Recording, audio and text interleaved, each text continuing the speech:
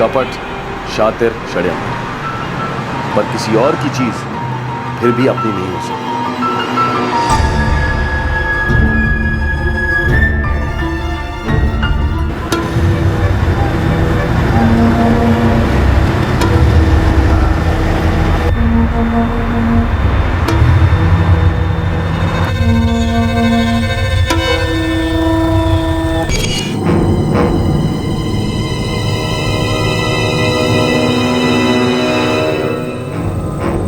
ए मोहन, ए बंसी, શું થાય? आ जुओ।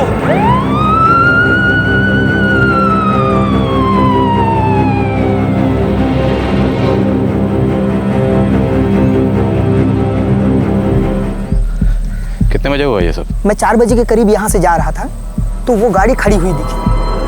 मैं डर गया और भाग कर गया गांव में और सबको बुला कर लेकर आया। समझ में नहीं आता क्या चक्कर है साहब। आसपास देखा, इधर नजर पड़ी तो लाश पड़ी हुई थी। सर कुछ भी नहीं मिला है। Driving licence, credit card, visiting card, कुछ भी नहीं।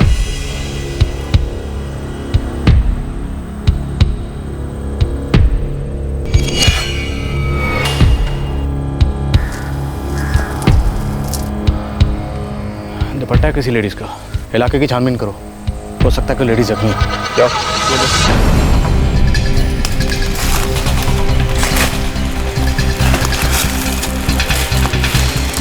गाड़ी की हालत एकदम ठीक ठाक है, एक्सीडेंट का केस तो नहीं लगता। MH027Y76 मुंबई की गाड़ी है।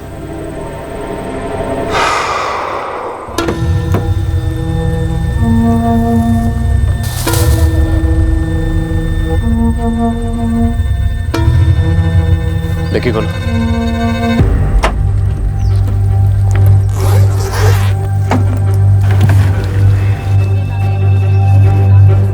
सिर्फ जेंट्स के कपड़े हैं, लेडीज के नहीं।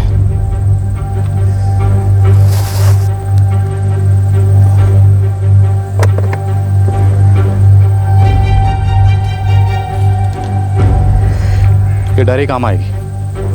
बॉडी को पोस्टमार्टम के लिए आनंद हॉस्पिटल भिजवा दो। Yes sir.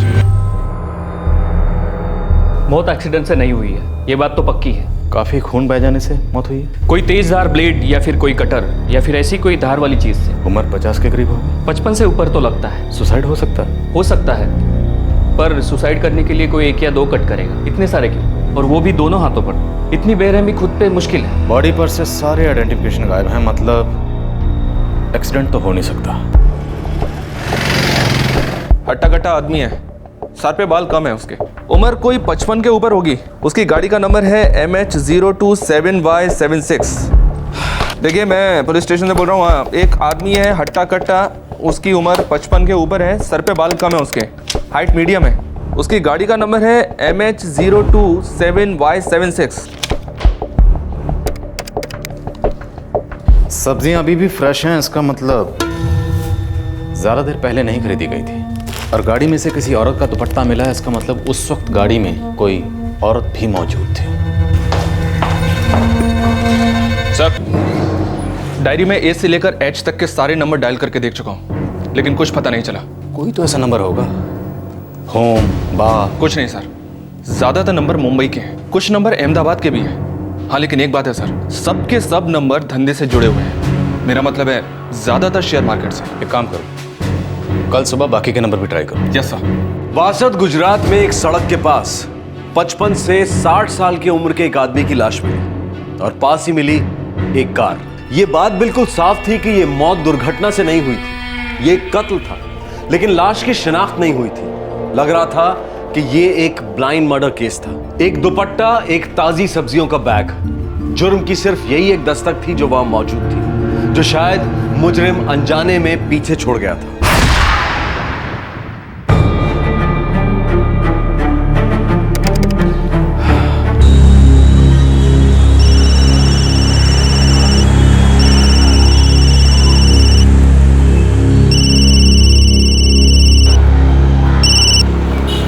Hello, Mukesh Kordiya. हाँ जी बोल रहा हूँ, आप कौन? बोरसद पुलिस गुजरात से, सब इंस्पेक्टर गढ़वी। जी बोलिए। देखिए हमें एक आदमी की लाश मिली है। इस मरने वाले आदमी की गाड़ी से एक डायरी मिली है जिस पर आपका नंबर लिखा हुआ है। हमें इस आदमी के बारे में आपसे जानकारी चाहिए। जी बताइए। आदमी हट्टा कट्टा है, हाइट मीडियम है उसकी, सर पे बाल कम है, उम्र यही कोई 55 के ऊपर होगी। उसकी गाड़ी का नंबर है MH027Y76। ऐसे किसी नाम के आदमी को आप जानते हैं या फिर इस नंबर की किसी गाड़ी को जानते हैं? उसमें डरने का क्या, बिंदास खरीद लेने का। आओ मुकेश भाई, मैं बोरीवली जा रहा हूँ, आपको रास्ते में छोड़ देता हूँ।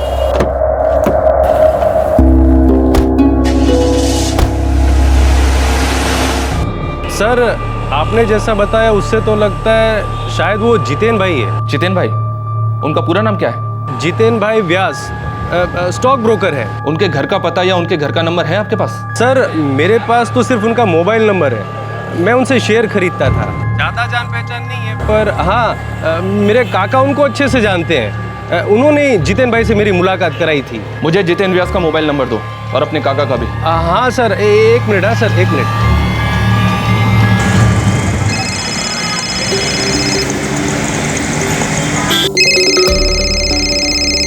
પપ્પા તમારો ફોન છે। कौन है? हेलो, जय श्री कृष्णा। अंबालाल गोरड़िया बोल रहे हैं? हाँ जी, बोलू जू। आप कौन? मैं बोरसद पुलिस स्टेशन गुजरात से सब इंस्पेक्टर गढ़वी मुकेश गोरड़िया ने मुझे आपका नंबर दिया है। बात क्या है साहब? मुझे स्टॉक ब्रोकर जितेन व्यास के घर का पता और उसका नंबर चाहिए। हाँ, लेकिन हुआ क्या है साहब? एक लाश मिली है, उसकी पहचान करवानी है। शायद वो जितेन व्यास की हो। हे भगवान, एक मिनट होल्ड करो साहब, मैं देता हूँ।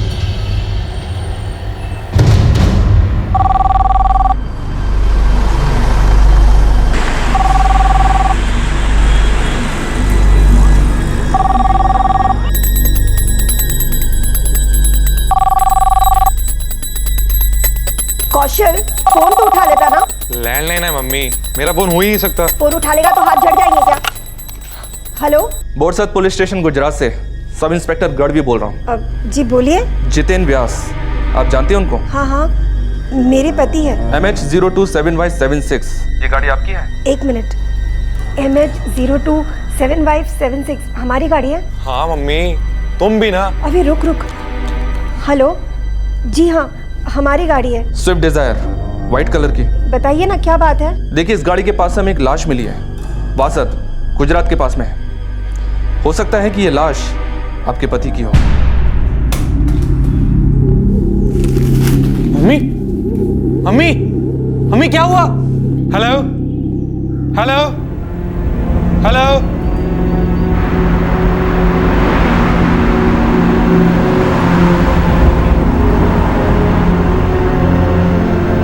वासद में गाड़ी मुझे ये भी नहीं पता था कि पापा अहमदाबाद गए हुए। क्या जितेन कल लौटने वाला था अहमदाबाद से? पता नहीं, वो घर में कभी कुछ बताते थे।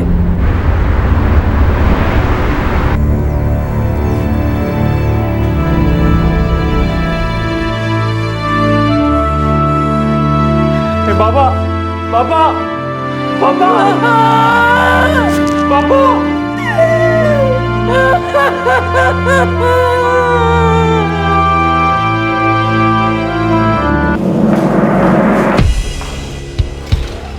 सर, व्यास फैमिली ने बॉडी पहचान ली है। मरने वाले का नाम है जितेन व्यास, उम्र 58 साल। ये मुंबई में स्टॉक ब्रोकर था। 8 दिसंबर को उस दिन वो अहमदाबाद जाने के लिए निकले थे। जी आप कब तक लौटेंगे? पता नहीं। एक ही सवाल बार बार क्यों पूछती हो? कितनी बार बोला है, जब मैं बाहर जाता हूं तो टोका मत करो। काम कब खत्म होगा अभी से कैसे बता सकता हूं? लेकिन हर बार वही सवाल, कब लौटोगे? उन्होंने बताया नहीं कि वो अहमदाबाद किस काम से आए थे? पापा कभी कुछ बताते ही नहीं थे, कहाँ जा रहे हैं, क्या काम है, कब लौटेंगे। और अगर कभी पूछो तो मम्मी पे नाराज होते थे। वो कभी भी चले जाते थे, अचानक ही घर से निकल जाते थे। कुछ पता नहीं चलता था कि वो कहाँ गए, कब वापस लौटेंगे, क्यों गए, कुछ नहीं। उनके अहमदाबाद आने के बाद से आप में से किसी की उनसे फोन पे बात नहीं हुई? 13 दिसंबर को मैंने उन्हें फोन किया था, ये पूछने के लिए कि वो ठीक है कि नहीं। ठीक होना का क्या मतलब है? तुम्हें कितनी बार बोला है, मुझे ऐसे फालतू सवाल पूछकर मेरा समय बर्बाद मत करो।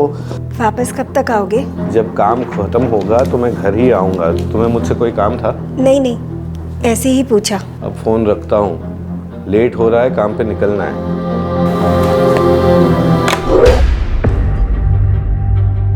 लेकिन आपके पति आपको अपने काम और अपने ट्रिप्स के बारे में बताते क्यों नहीं थे? सर जितेन पहले से ऐसा ही था, आज़ाद मिजाज का। वो कभी भी कहीं भी अकेले ही गाड़ी लेके चल पड़ता था, कभी लोनावाला, कभी पूना, कभी अहमदाबाद। आप? मैं जितेन का चचेरा भाई हूँ, अनिल। हम लोग एक साथ ही पले बड़े हुए हैं। आपको कुछ अंदाज़ा है कि वो अहमदाबाद किस काम से आया होगा? सर स्टॉक ब्रोकिंग का काम होगा। जितेन अक्सर अहमदाबाद आता जाता रहता था। वैसे हम लोग अहमदाबाद के ही है, लेकिन कई साल पहले हमारे पेरेंट्स मुंबई में आके सेटल हुए थे। जितेन अहमदाबाद में एग्जैक्टली कहाँ रहते थे? कोई पुश्तैनी घर है या किसी रिश्तेदार के वहाँ? सर दूर के रिश्तेदार तो काफ़ी है, लेकिन मुझे नहीं लगता वो किसी रिश्तेदार के यहाँ रुका होगा। वो होटल में ही रुका था। 9 तारीख को मेरी बात हुई, तब मणिनगर में कई होटल में था वो।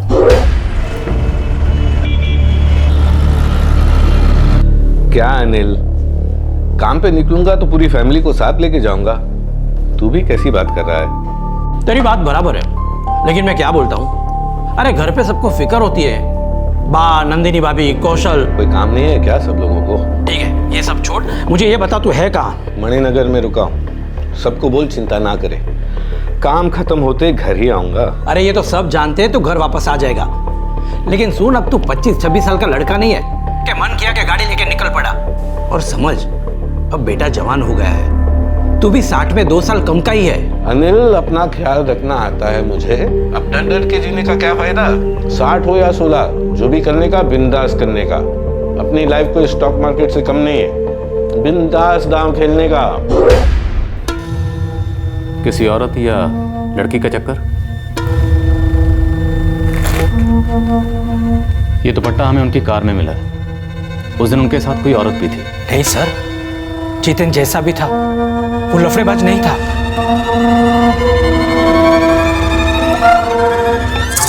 लाश पहचान ली गई थी। मरने वाला था मुंबई का स्टॉक ब्रोकर जितेन व्यास।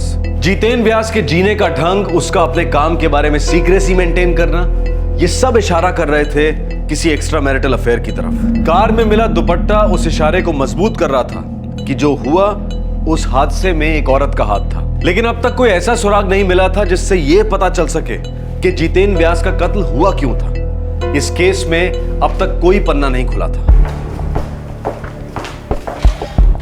सर जितेन व्यास के सारे कॉल रिकॉर्ड चेक किए हैं, ऐसा कुछ भी नहीं मिला है जो किसी औरत के इन्वॉल्वमेंट की तरफ इशारा करे। उसका मोबाइल भी मिसिंग है। मोबाइल की लास्ट लोकेशन अहमदाबाद थी।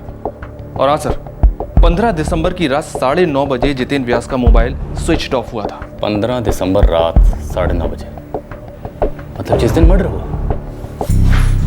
हम मर्डर स्पॉट पे पहुंचे 15 दिसंबर को शाम को तकरीबन 4:45 बजे, और पोस्टमार्टम की रिपोर्ट के मुताबिक कत्ल 1:30 से 3:30 के बीच में हुआ है।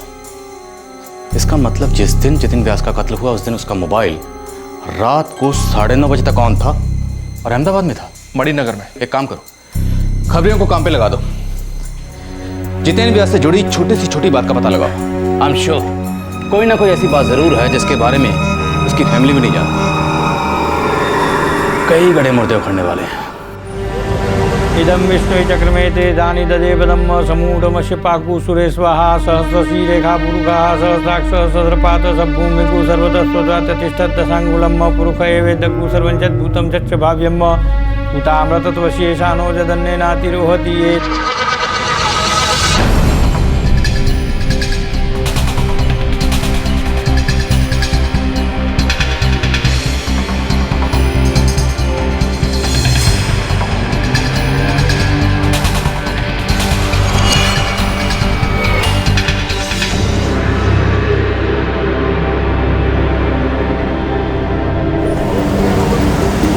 सर धंधे में दुश्मनी का कोई एंगल नहीं लगता है। ऐसा कोई भी नहीं मिला जितने जितेन व्यास के बारे में बुरा कहा। हाँ साहब, जो भी सुना अच्छा ही सुना।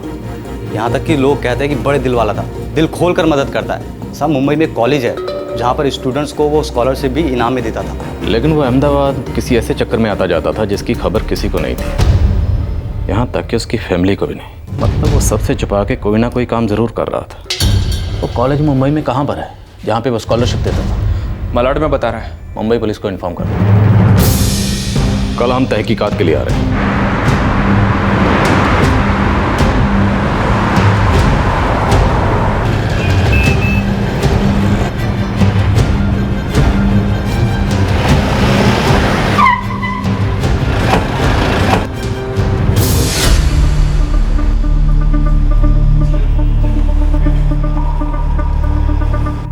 मिस्टर जितेन व्यास ने हमारी कॉलेज के अलावा हमारी संस्था के सभी इंस्टीट्यूशंस को काफी मदद की थी। हमें शक है कि जितेन व्यास के कत्ल में किसी फीमेल का हाथ है। आई एम सॉरी, बट अगर आपको लगता है कि इस बारे में आपको हमसे कोई क्लू मिलेगा तो आप गलत दरवाजा खटखटा रहे हैं। देखिए, जहां तक मैं मिस्टर जितेन व्यास को जानता हूं, वो काफी दिलदार किस्म के शख्स थे। हमारे इंस्टीट्यूट के काबिल स्टूडेंट्स को स्कॉलरशिप देते थे।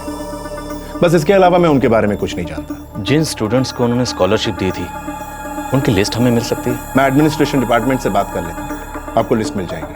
Thank you. ऐसी कोई रेगुलर स्कॉलरशिप तो नहीं है इसमें। आखिरी स्कॉलरशिप सर व्यास ने 2 साल पहले दी थी बीकॉम फाइनल ईयर के स्टूडेंट अंकुश पांड्या को। पता करो इस अंकुश पांड्या को, हो सकता है इस केस की कोई कड़ी उसके पास से मिले।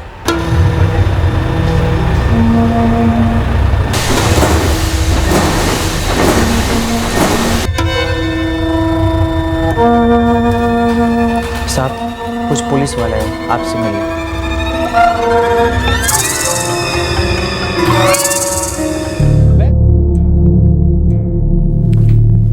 Excuse me sir.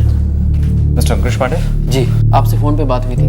आप जितेन व्यास को जानते हैं? हाँ, क्या हुआ सर? उनका कत्ल हो चुका है। My God. हमें शक है कि उनके कत्ल में किसी लड़की या औरत का हाथ है। मिस्टर जितेन व्यास ने आपको स्कॉलरशिप दी थी? जी सर। आपसे पहले उन्होंने 2 लड़कियों को और स्कॉलरशिप दी थी। उनके बारे में हमें कुछ पता नहीं चल पा रहा है। तो क्या आप हमें बता सकते हैं कि मिस्टर जितेन व्यास का किसी लड़की के साथ कुछ? नहीं सर, वो तो बहुत ही अच्छे इंसान है। आई मीन अच्छे इंसान थे।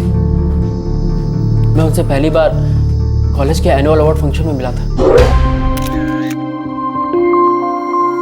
इस साल का सबसे प्रॉमिसिंग स्टूडेंट का अवार्ड जाता है दिव्या कामत को।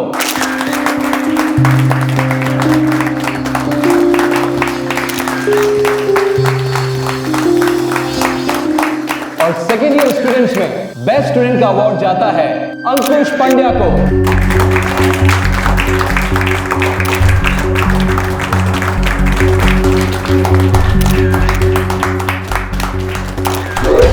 और अगले ही दिन हमारे प्रोफेसर साहब ने मुझसे कहा कि जितेन व्यास जी मुझसे अपने ऑफिस में मिलना चाहते हैं। बैठो। It's okay sir, fine. बैठो अंकुश, खड़े मत रहो, बैठो। Thank you sir. अंकुश, मुझे तुम्हारे कॉलेज से पता चला है कि तुम बहुत ब्रिलियंट स्टूडेंट हो। सर, अब इस पे मैं क्या कहूँ, बस ट्राई करता रहता हूँ अपना बेस्ट देने की। अंकुश, तुम फाइनल ईयर में हो, राइट? Yes sir. मैं चाहता हूं कि इस साल भी तुम अपना बेस्ट दो और अपने करियर में बहुत आगे बढ़ो।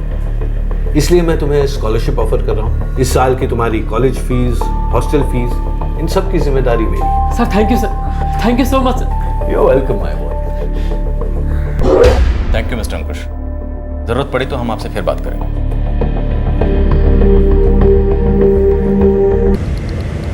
कहीं ऐसा तो नहीं जितेन व्यास दोहरी जिंदगी जी रहा था?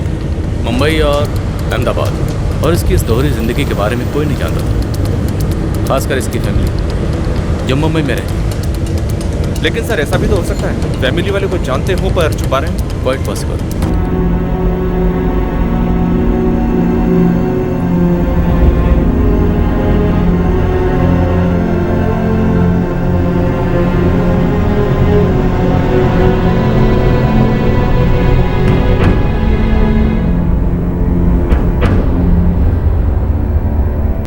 अहमदाबाद रेगुलर आना जाना था। क्यों जाता था, कहाँ रुकता था, कोई नहीं जानता, पर हम पता लगा लेंगे। मणिनगर। जितेन व्यास ने अपने भाई अनिल व्यास को फ़ोन करके बताया था कि वो मणिनगर के किसी होटल में रुका हुआ है। मणिनगर का एक एक होटल छान मारो। हम श्योर कि मणिनगर के होटल से हमें कोई ना कोई सुराग जरूर मिलेगा। Yes sir.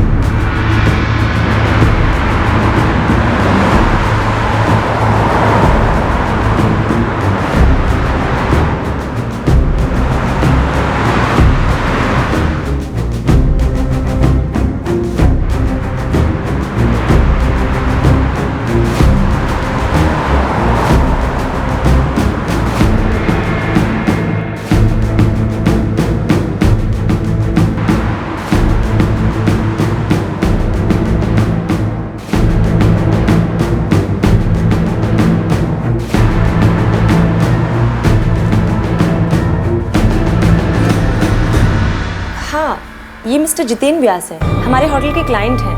हमारे मैनेजर ने अच्छे से जानते हैं। मैनेजर से बात करनी है। जब जितेन व्यास के मर्डर से रिलेटेड एक छोटा सा सुराग तक नहीं मिला, तब पुलिस ने दूसरी दिशा में इन्वेस्टिगेशन शुरू की।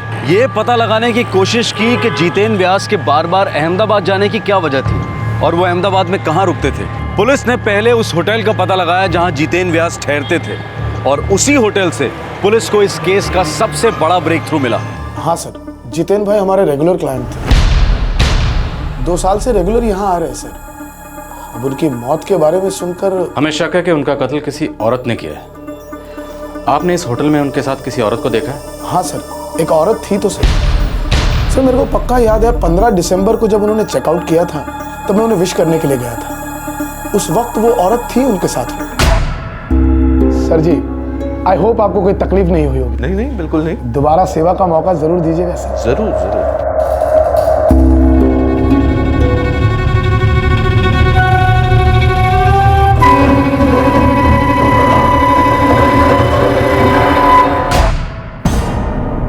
उस औरत ने ये दुपट्टा ओढ़ रखा था।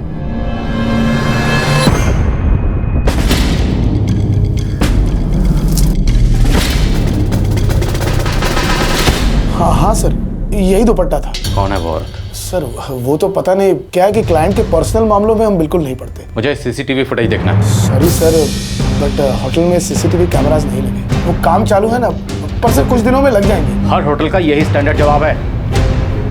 कोई रूम सर्विस बॉय, कोई फ्रंट डेस्क स्टाफ, जो भी इस औरत के बारे में कुछ भी बता सके, जल्दी बुलाइए उसे। साहब, उस औरत को मैंने जितेन साहब के साथ कई बार देखा है इस होटल में आते जाते। उस औरत का नाम जानते हो? नहीं साहब। उस औरत के बारे में कुछ भी देखा हो, सुना हो, कुछ भी?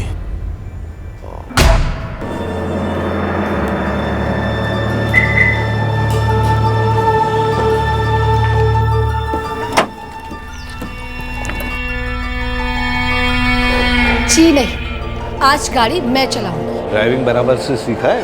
आप देखो तो सही, मेरे इंस्ट्रक्टर ने ये कहा है कि मैं पैदाशी ड्राइवर हूँ। आपको पता है 2 महीने का कोर्स था और मैंने 15 दिन में ही पूरा कर लिया और अब तो मेरे पास लाइसेंस भी है। चलिए आप बैठिए। All right, thank you sir. चलिए चलिए।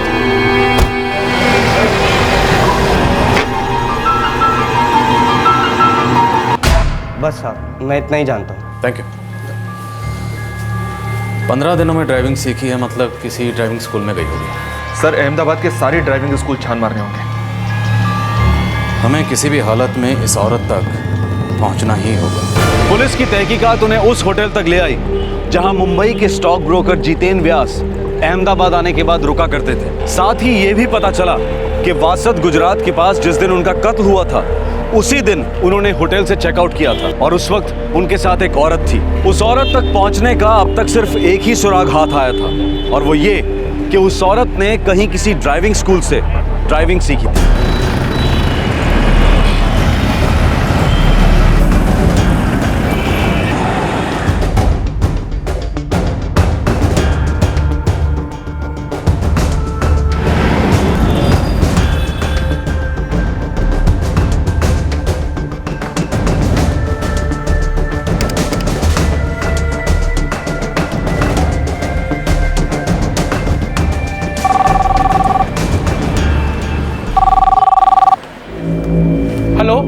Aqeel driving school. देखिए, एक लड़की है, दुबली पतली है, गोरी है। उसने 15 दिनों के अंदर अंदर ड्राइविंग सीखी थी। 15 दिन में? हाँ साहब, एक लेडी थी, हाथ काफी साफ था उसका, पिछले महीने ही गाड़ी सीख के गई। जरा अकील ने जिस औरत का हुलिया बताया था, उससे तो लगता है ये वही औरत है। Let's hope. तुम्हारे पापा एक बहुत अच्छे इंसान थे और इतने सालों में उन्होंने कभी भी खुले मन से मुझसे बात नहीं की। कहाँ जाते थे, क्या करते थे, उन्होंने कभी कुछ नहीं बोला। पता नहीं उनके दिमाग में क्या चलता रहता था। क्या पापा का अफेयर था किसी के साथ? वो मुझसे खुश नहीं थे, पर क्यों खुश नहीं थे ये मैं कभी समझ ही नहीं पाई। उन्होंने कभी कुछ बोला ही नहीं, कभी नहीं।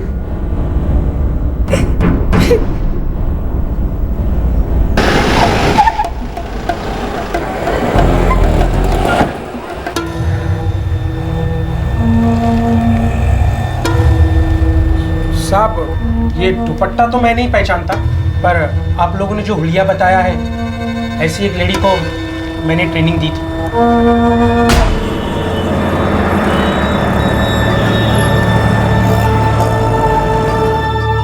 कमाल है मैडम, आपका हाथ तो काफी साफ है।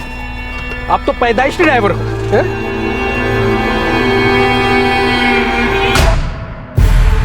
कौन थी वो औरत? सर, सपना नाम था उसका। सपना?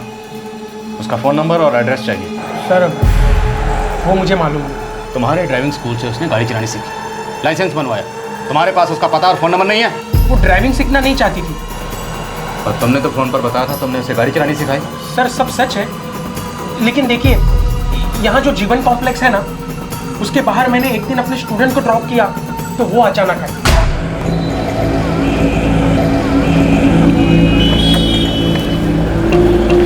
चल। एक्सक्यूज मी, मुझे ना ड्राइविंग सीखनी थी।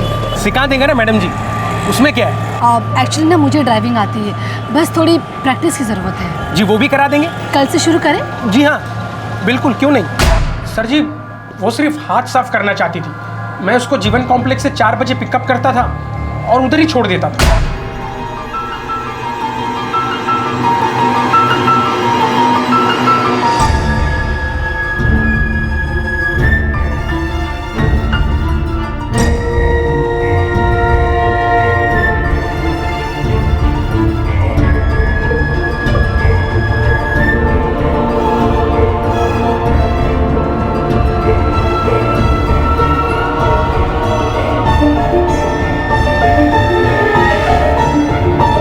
सर जी, उसको लाइसेंस नहीं बनवाना था, इसलिए मैंने उसको 15 दिन का 1500 रुपये बोला। लेडीज लोग पे आदमी लोग आराम से भरोसा कर जाता है, यही मिस्टेक हो गई। वो जीवन कॉम्प्लेक्स में नौकरी करती थी? वो तो पता नहीं, लेकिन रोज वहीं मिलती थी। है कहाँ ये जीवन कॉम्प्लेक्स? जी यही, ये मणिनगर में। ऐसा लग रहा था कि पुलिस का तीर बिल्कुल सही निशाने पर लगा था, लेकिन पुलिस के पास अब तक सिर्फ एक आधा अधूरा नाम था, सपना। एक आदमी जिसकी छवि अपने परिवार में, अपने शहर में इतनी साफ सुथरी थी, उसका इस सपना नाम की औरत के साथ क्या रिश्ता हो सकता है? और क्या सपना का जितेन व्यास के मर्डर के साथ कोई ताल्लुक था?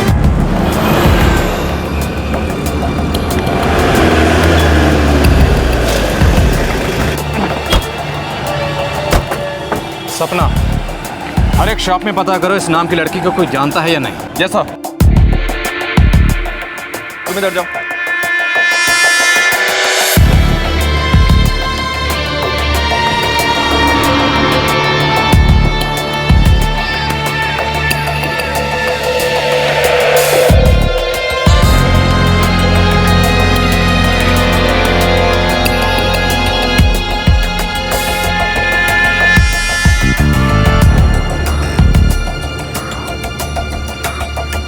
सपना, वो तो मेरे यहाँ फैशन डिजाइनिंग का काम करती थी।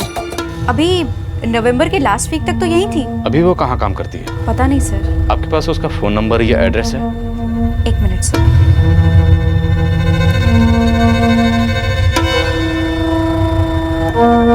हाँ सर, उसका नंबर है 44467898।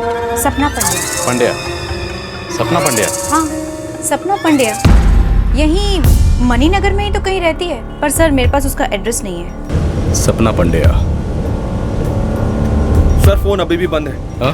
सपना का फोन अभी भी बंद है। गढ़वी, वो तुम्हें लड़का याद है जिसे हम सूरत में मिले थे, जिसे जितेन व्यास ने स्कॉलरशिप दी थी? Exactly. Excuse me sir. Mister Ankush Pandey? जी, आपसे फ़ोन पे बात हुई थी। अंकुश पंड्या। अंकुश पंड्या, सपना पंड्या।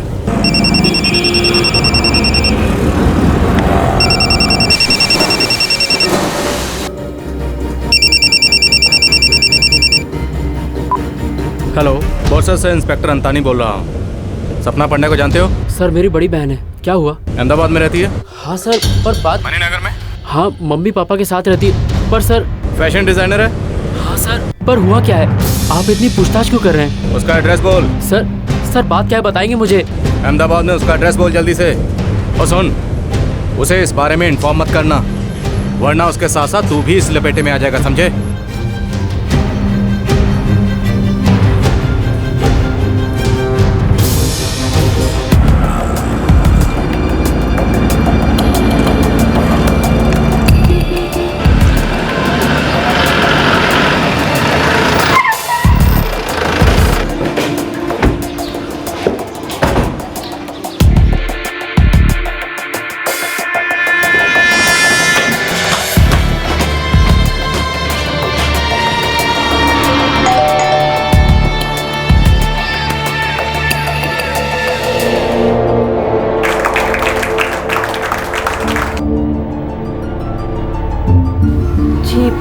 आप कौन? बोरसद पुलिस। सपना पांडे घर पे है।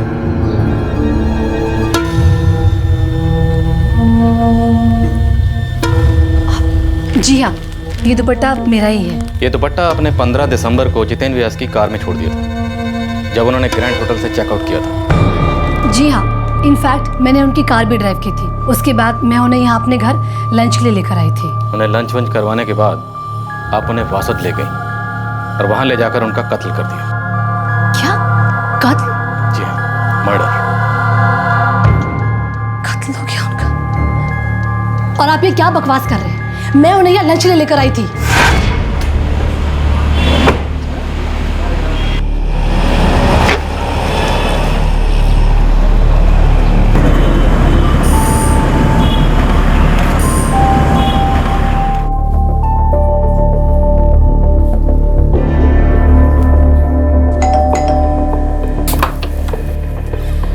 जितेंद्र जी, जय श्री कृष्ण। आइए ना।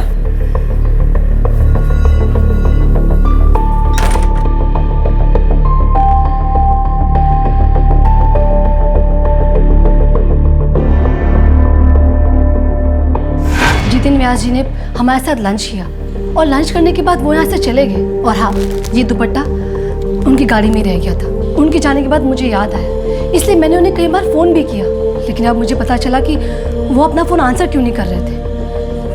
क्योंकि अहमदाबाद से मुंबई लौटते वक्त वासद में उनका कत्ल हो चुका था। सर, मैं भी आपसे यही कह रही हूँ कि उनकी मौत के बारे में सुनकर मैं भी शॉक्ड हूँ। मिस सपना पांड्या, शक्ल से आप पढ़ी लिखी लगती हैं। एक कहावत जरूर सुनी होगी आपने, there is nothing like a perfect crime. आपका मतलब क्या कहने का? परफेक्ट क्राइम वही होता है जहां पर तहकीकात सही तरीके से नहीं होती।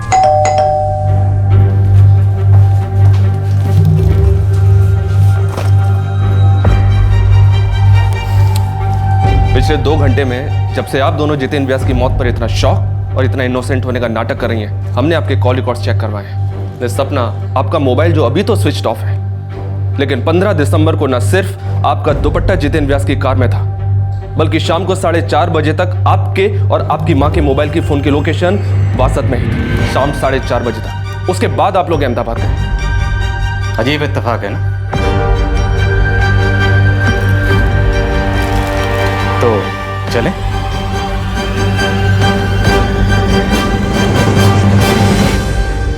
सपना पंड्या और उसकी मां संगीता पंड्या आखिरकार पुलिस उन तक पहुंची गई। पुलिस के पास इस बात की पक्की लीड थी कि ये दोनों वहां पर मौजूद थी जहां पर जितेंद्र व्यास की लाश मिली थी। लेकिन इस रहस्य से अब तक पर्दा नहीं उठ पाया था कि जितेंद्र व्यास का मर्डर आखिर हुआ क्यों था, क्या था इस जुर्म का मकसद, और क्या सचमुच इस जुर्म की दस्तक किसी ने नहीं सुनी थी।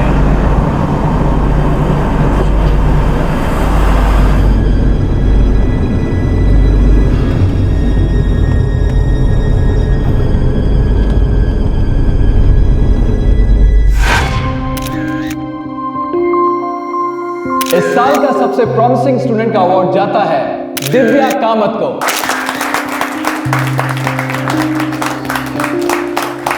और सेकेंड ईयर स्टूडेंट्स में बेस्ट स्टूडेंट का अवार्ड जाता है अंकुश पांड्या को।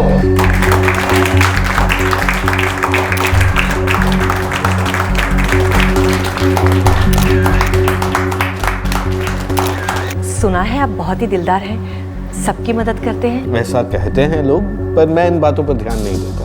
मेरे पास जो है बहुत ज्यादा है, इसलिए बांट देता हूँ। समझ में नहीं आता कैसे कहूँ। आप तो मेरे बेटे को जानते ही है ना, वो अंकुश पंड्या पढ़ाई में बहुत ही अच्छा है और हम चाहते भी हैं कि वो आगे तक पढ़े, लेकिन आप चाहती हैं कि मैं उसकी पढ़ाई में मदद करूं? एक्चुअली बड़ी मेहरबानी होगी आपकी अगर आप इस बारे में। बिल्कुल सोच सकते हैं इस बारे में, हम कहीं मिल सकते हैं, सारी बातें डिस्कस कर लें।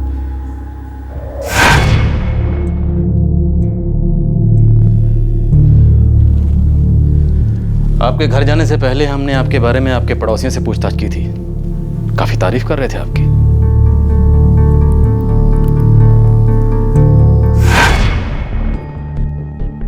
ज्यादा कुछ तो मैं बोलूंगी नहीं सर, पर हाँ 2 सालों में अचानक पंड्या जी के घर में बहुत सारे बदलाव नजर आने लग गए। जैसे संगीता का पति घनश्याम रिटायर्ड हैं, ज्यादा कमाई तो थी नहीं, मिडिल क्लास लोग थे।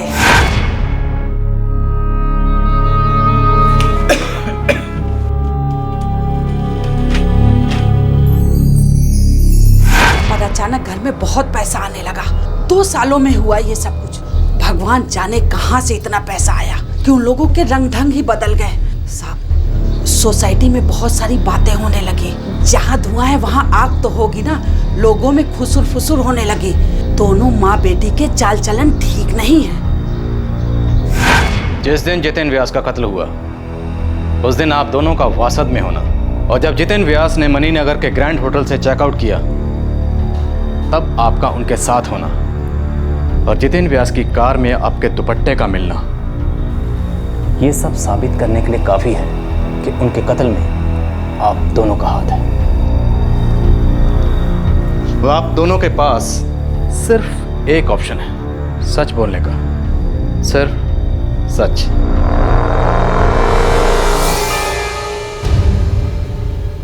मैं आपसे अकेले में बात कर सकती हूँ? सिर्फ 5 मिनट।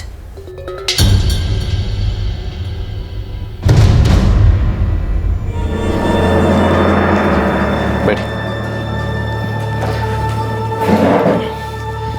बोलिए। परफेक्ट क्राइम जैसा कुछ भी नहीं होता है, मैं मानती हूँ। और मैं ये भी मानती हूँ, जैसा आपने मुझसे कहा, कि परफेक्ट क्राइम तभी मुमकिन है जब उसकी तहकीकात ठीक से ना की जाए, या फिर की ही ना जाए। क्या चाहती हो? कीमत दे सकती हूँ मैं इस केस को बंद करने की कीमत। कितने? आपको कितने चाहिए? इट डिपेंड्स कि जुर्म क्यों हुआ, कैसे हुआ। इससे आपका क्या लेना देना?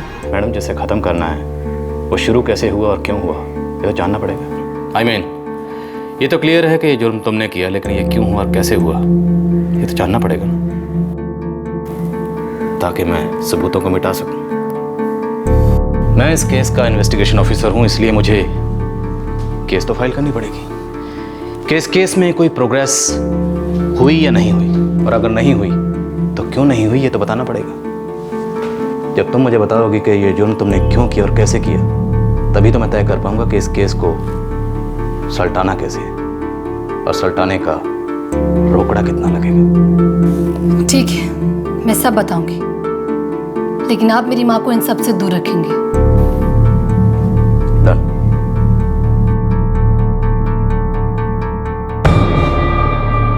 मेरी माँ जितेन व्यास को कॉलेज के एक फंक्शन में मिली थी, जहाँ मेरा भाई अंकुश पढ़ रहा था।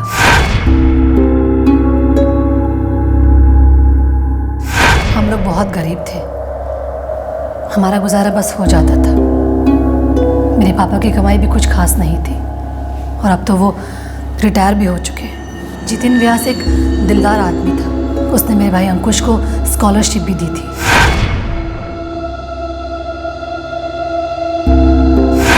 मेरी माँ का अफेयर जितेन व्यास के साथ चल रहा था।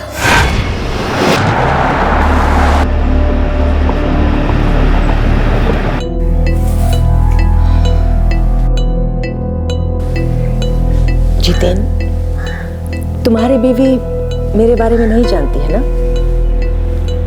जानकर क्या करेगी? तुम्हारा पति वो जानता है। वो जानकर क्या करेगा? वैसे भी क्या फर्क पड़ता है? जिंदगी में कौन सा सुख देखा है मैंने उसके साथ।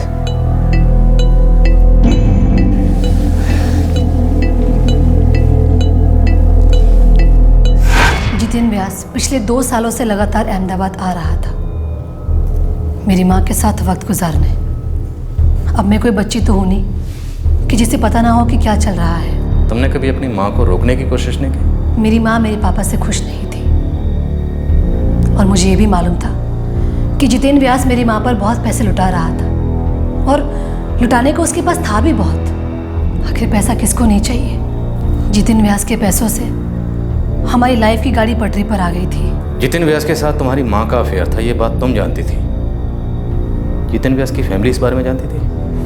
नहीं। जितेन व्यास के पैसे से तुम लोगों की सारी ज़रूरतें पूरी हो रही थी, फिर उसे क्यों मार डाला?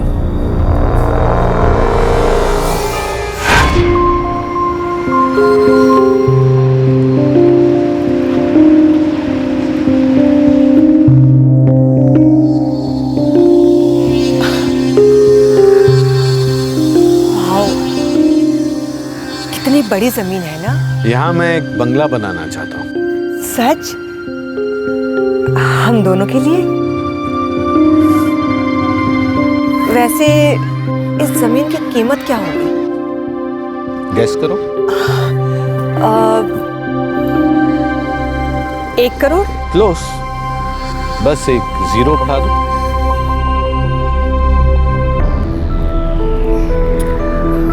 10 करोड़। जितेन, 1 साल से हम लोग साथ में रह रहे हैं। इस रिश्ते में ना तो कोई बंधन है और ना ही कोई सीमा। कहना क्या चाहती हो तुम? जितेन, अगर मैं ये कहूं कि वो जमीन मेरे नाम कर दो तो मैं ये कहूंगा कि भूल जाओ।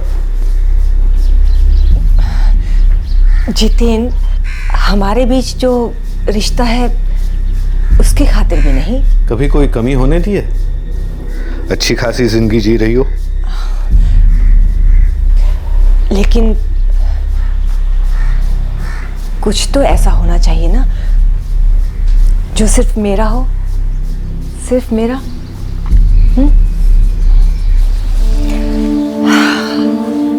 मैंने कुछ ज्यादा मांग लिया क्या? ज्यादा चाहिए था और ज्यादा पैसे, गहने, ऐशो आराम की जिंदगी। मेरी माँ ने पहले ये सब कभी नहीं देखा था। उन्होंने सिर्फ गरीबी ही देखी थी और जब से ये आदमी मेरी माँ की जिंदगी में आया उसने मेरी माँ पर बहुत लुटाया। कुछ ख्वाहिशें पूरी भी हुई और कुछ पूरे करने के अरमान जाग गए। और जब जितेन व्यास ने तुम लोगों के नए जागे हुए अरमानों को पूरा करने से मना कर दिया तो तुम लोगों ने उसे ही सुला दिया, हमेशा हमेशा के लिए। उसने मेरी माँ से वादा किया था कि वो जमीन मेरी माँ के नाम पर कर देगा, मगर उसने भी एक डिमांड रखी। पैसा अगर पास में हो तो जिंदगी बहुत ही आसान हो जाती है। इंसान अपना हर अरमान पूरा कर सकता है, फिर चाहे जैसा भी क्यों ना हो, हर खुशी हासिल कर सकता है। रुपया अगर पास में हो तो दुख कोसों पीछे छूट जाते हैं और हम बहुत आगे निकल जाते हैं। बस पैसा होना चाहिए। बेटा, मैं तुम्हें और अंकुश को एक बेहतर जिंदगी देना चाहती हूँ, बहुत ही अच्छी जिंदगी। लेकिन तुम तो जानती ही हो, तुम्हारे पापा की जितनी इनकम है उससे तो ज़रूरतें ही पूरी नहीं होती। बेटा, हमारे पास ये एक मौका है, हम सबकी जिंदगी बदल जाएगी। ये सब कुछ बदल सकता है।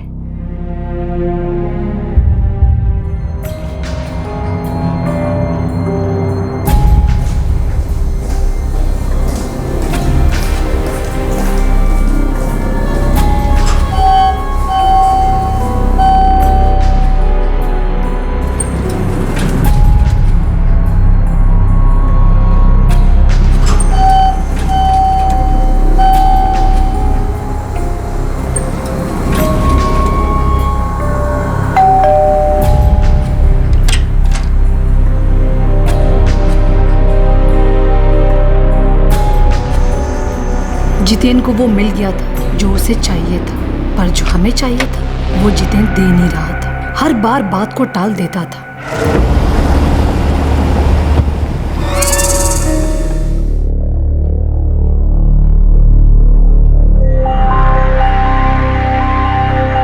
जितेन, तुम मुझे धोखा दे रहे हो। इतनी उतावली क्यों हो रही हो? शांति से चाय तो पीने दो।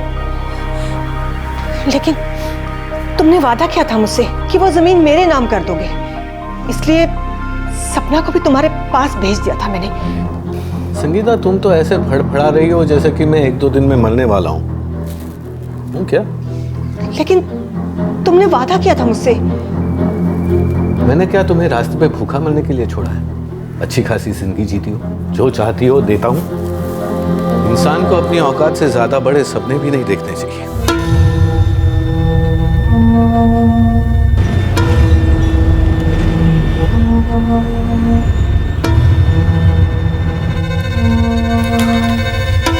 Plot measuring 9680 square yard, Lonavala, Maharashtra. Plot number 12B, in the name of Mr. Jiten Vyas, resident of. पता 1203 दीवान हाइट्स, प्रसाद लेन. 1203 दीवान हाइट, प्रसाद लेन.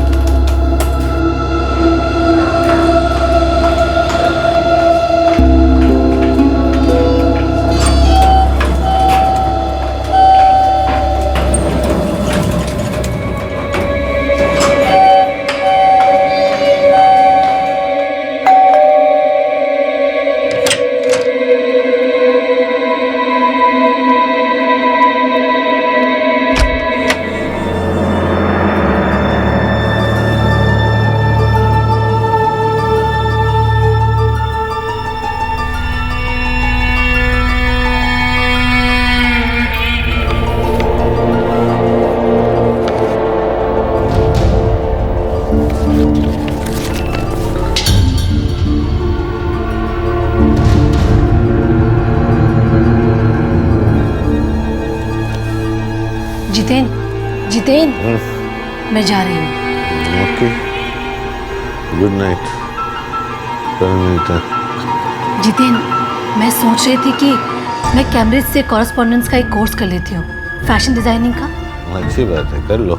मुझे ना उसके लिए एक स्पॉन्सर चाहिए। सोचो मत, मेरा नाम डाल दो। आपका नाम तो मैंने पहले से ही दे दिया है। तो फिर वो क्या है ना, मुझे इन फॉर्म्स पर आपके सिग्नेचर चाहिए।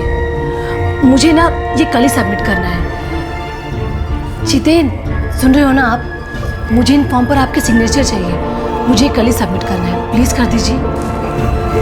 ये लीजिए।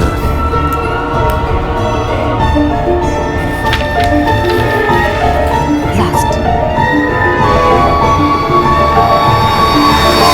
मैंने जितेन व्यास की ड्रिंक में कुछ मिला दिया था और फिर जमीन के लीगल पेपर्स पर साइन करवा लिए और वो जमीन हमारे नाम पर हो गई। जितेन व्यास की वाइफ को इसके बारे में कुछ नहीं पता था? नहीं, उसको कुछ नहीं पता था। तो जमीन तुम्हारे और तुम्हारी माँ के नाम ट्रांसफर हो गई थी? हमारे नाम पर तो हो गई थी, मगर हमारे नहीं हुई थी।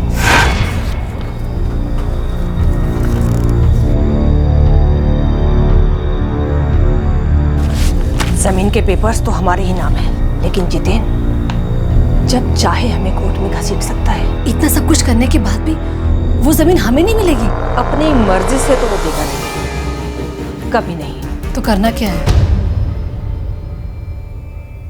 जमीन तो अब चाहिए ही, हर हाल में। जितेन व्यास की फैमिली को ना तो उसके अफेयर्स के बारे में पता था और ना ही लोनावला के जमीन के बारे में। अगर वो जमीन हमारे नाम पर हो जाती तो जितेन व्यास की फैमिली को कभी मालूम नहीं पड़ता। लेकिन उस जमीन का हमारे पास आने के लिए जितेन व्यास का दूर जाना जरूरी था, बहुत दूर। मुझे ना ड्राइविंग सीखनी थी। सिखा देंगे ना मैडम जी।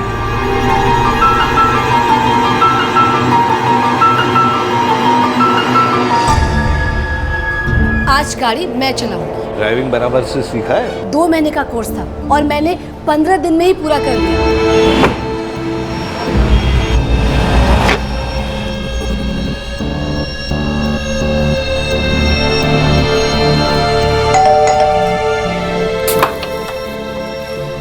जितेंद्र जी, जय श्री कृष्ण। आइए ना।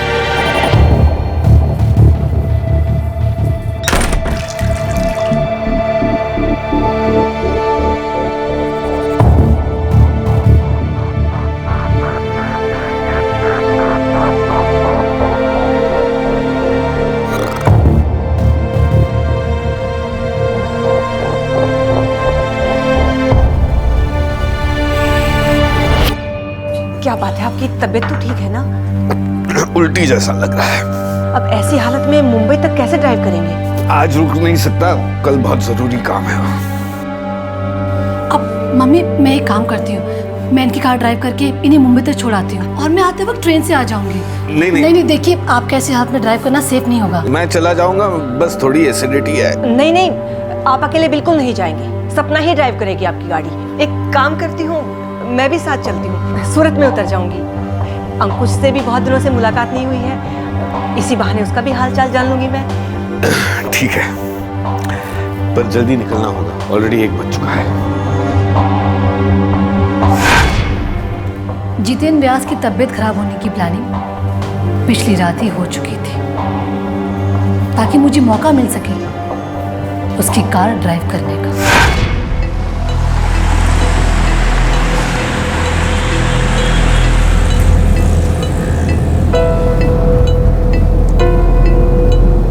आनंद की तरफ ले ले।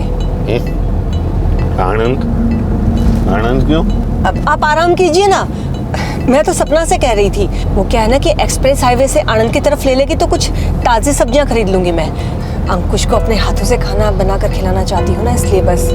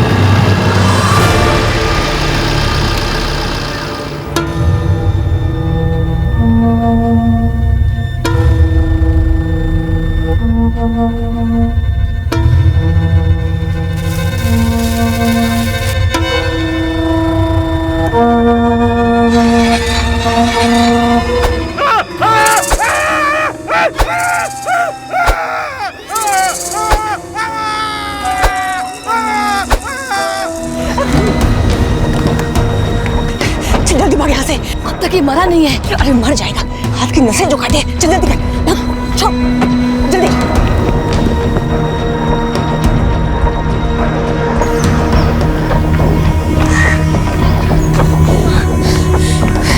एक काम करते हैं, स्टेशन चलते हैं, अहमदाबाद के लिए ट्रेन पकड़ लेंगे। चल जल्दी कर। माँ, माँ मेरा दुपट्टा। क्या माँ, मेरा दुपट्टा गाड़ी में रह गया। हे भगवान, अपनी चीजों का ध्यान नहीं रख सकते ना तुम। चल जल्दी कर, लेकर आते हैं।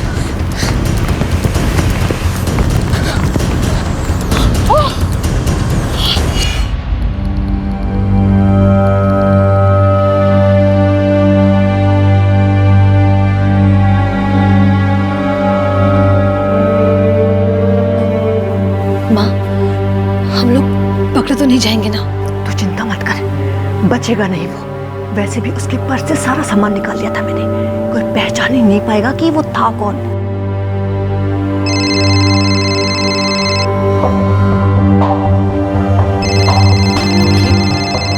माँ, ये फोन किसका बज रहा है? शायद बाथरूम से आवाज आ रही है, मैं भी देख कर आती हूँ। तो यही रुक।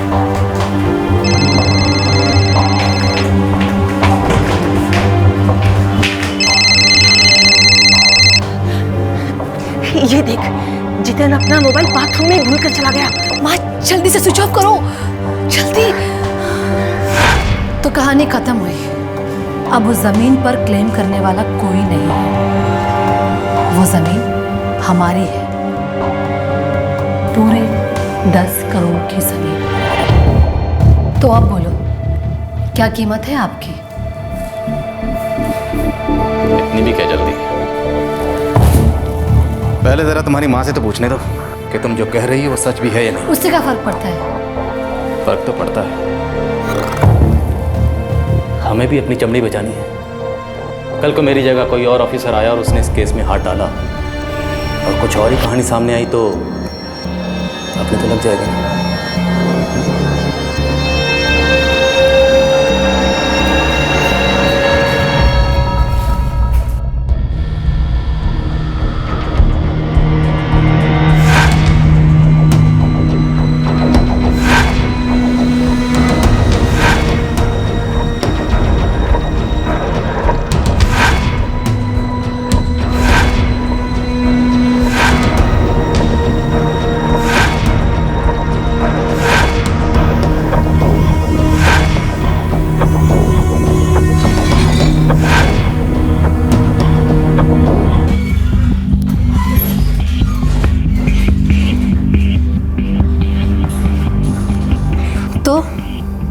सुन लिया?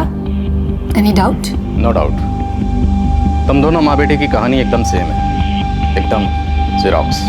तो बोलिए, कितने चाहिए?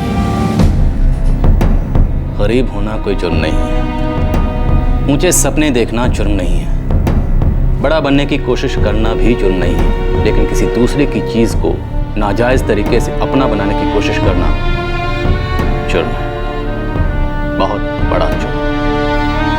क्योंकि किसी दूसरे की चीज़ कभी तुम्हारी नहीं हो सकती, चाहे जितना भी शातिर दिमाग लगाओ, चाहे जितने भी षड्यंत्र रचो। उपदेश छोड़िए, जमीन पूरे 10 करोड़ की है। आपको जितना चाहिए हम दे देंगे, आप बस ये केस बंद कर दो। मानता हूं माहौल खराब है, इसलिए आप मेरे पुलिस स्टेशन में बैठकर मुझे रिश्वत देने की जुर्रत कर पा रही। पर एक बात याद दिला दूं, यह जरूरी नहीं है कि हर पुलिस वाले का जमीन बिक चुका है या बिक सकता है। तगड़ी चार्जशीट बनेगी, ये मेरा वादा है। That's the promise.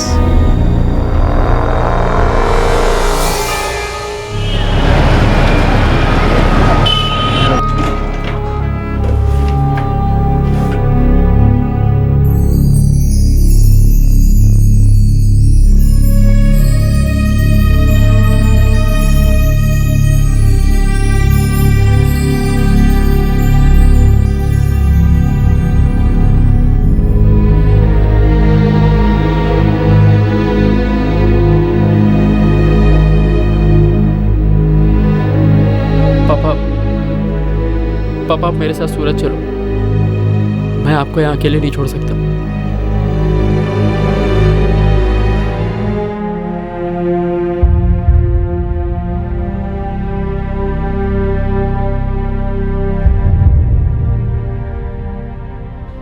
वो इतने ज्यादा नाखुश थे मुझसे, इतने ज्यादा।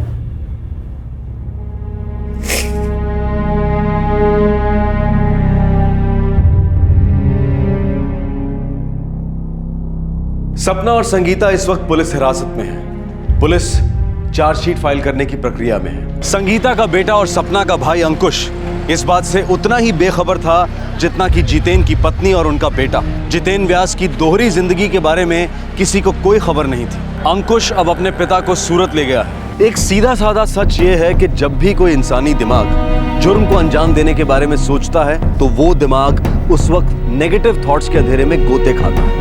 सच को छुपाने की, सच पर पर्दा डालने की, सबूतों को मिटाने की भरसक कोशिश करता है। पर इंसानी दिमाग कितना भी शातिर क्यों ना हो, जुर्म की राह पर चलने में कोई समझदारी नहीं। जुर्म पकड़ा ही ना जाए, सामने ही ना आए, ऐसा हो नहीं सकता। जितेन का परिवार इस हादसे से बेहद टूट चुका है और संगीता और सपना के परिवार का भी यही हाल है। छल, कपट, शातिर, षड्यंत्र, इस सब के बावजूद भी किसी और की चीज कभी अपनी नहीं हो सकती। और ये सच दोनों पर लागू होता है। हम जब भी ये कहते हैं there can never be a perfect crime, तब हमें लोगों से ऐसी प्रतिक्रियाएं मिलती हैं कि ऐसे तो अनगिनत उदाहरण हैं जहां समाज के पावरफुल लोग जुर्म करते हैं और साफ बच निकलते हैं। ये बात गलत नहीं है, हमारे सामने जुर्म की ऐसी कई मिसालें हैं जहां पीड़ित को न्याय नहीं मिल पाया। गुनहगार आसानी से छूट गए और आजादी से घूम रहे हैं। हथेलियां गर्म की जाती रही हैं, सच बिकता रहा है। लेकिन विश्वास कीजिए, हमारे सामने ऐसी भी कई मिसालें हैं जहां पीड़ित को न्याय मिला है और गुनहगार को सजा, फिर वो चाहे कितना ही पावरफुल क्यों ना हो। आप किसी भी देश का इतिहास उठाकर देख लीजिए, दुनिया का कितना भी ताकतवर इंसान क्यों ना हो, लेकिन जुर्म करने के बाद उसे सुख, चैन और सुकून की जिंदगी नहीं मिलती। आप गलत मत समझिएगा, हम ईश्वर के न्याय या किसी डिवाइन रिट्रीब्यूशन की बात नहीं कर रहे हैं। हम बात कर रहे हैं, हम उल्लेख कर रहे हैं कुदरत के एक सीधे से नियम का। जितना आप देते हैं उससे ज्यादा ले नहीं सकते। इसी विचार के साथ हम आपसे विदा लेते हैं। आपसे फिर मुलाकात होगी क्राइम पेट्रोल दस्तक में एक और नए केस के साथ। तब तक अपना ख्याल रखें, सुरक्षित रहें और याद रखें, क्राइम नेवर पेज। जय हिंद। इस तरह के और भी एपिसोड देखने के लिए हमारे चैनल को सब्सक्राइब करें और बेल आइकन दबाना ना भूलें।